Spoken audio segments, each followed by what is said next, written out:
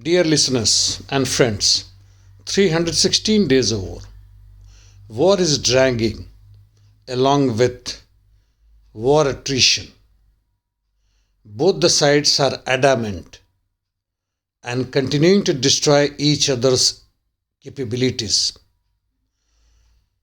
While Ukraine is being armed heavily up to the teeth by Pentagon and allies with all forms of medium plus heavy weapon system, including tanks, artilleries, and especially the UAVs, which ranges are more than 5 to 600 kilometers with lethal munitions.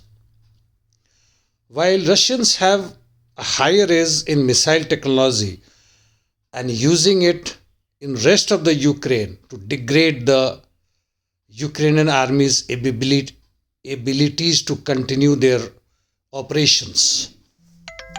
On ground, nothing special from the south, and in north, small-scale offensive is being carried out from both the sides, from Swatovo down to east of Liman side, and of course using their all sorts of weapon system against each other.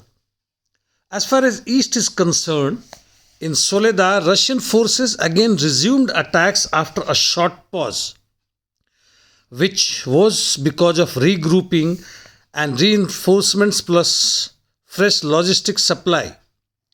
And from both the sides, north and south, it is being surrounded. The Ukrainian army retreated little bit to the west part of the city behind high-rise building and small mines. Here Russians captured a small establishment known as Dekonskaya. Coming to Bakhmut, the fight continues and one Oleg Yurcharka, founder of Ukrainian Hitler's Youth, was destroyed.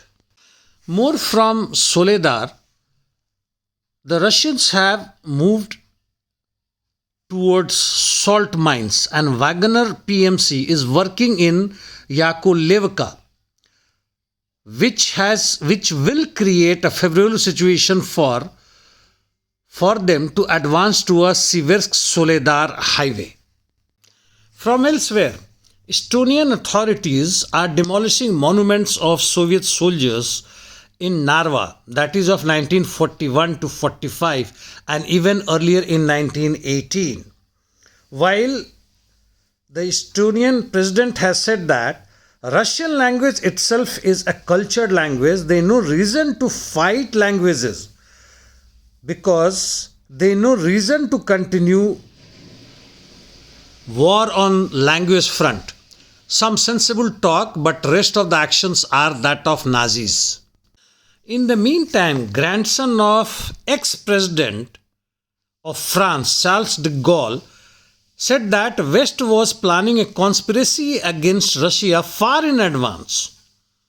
He said that the number and depth of sanction show there was all planned for a long time. A real economic war that Americans are being benefited, which is close to 11,000 sanctions against the Russians, unprecedented and historical. Some news from the sports world. Australian Tennis Federation has said that it will not suspend Russian and Belarusian players from participation in Open Championship. Okay, that's it. And finally, Ukrainian authorities have boasted that NATO countries have started delivering their own designed tanks. So far, they were only Soviet-made tanks. And therefore, the Ukrainian authorities are very sure of victory. Let us see, friends, what happens in future. But for me, that's the end of the day. See you tomorrow.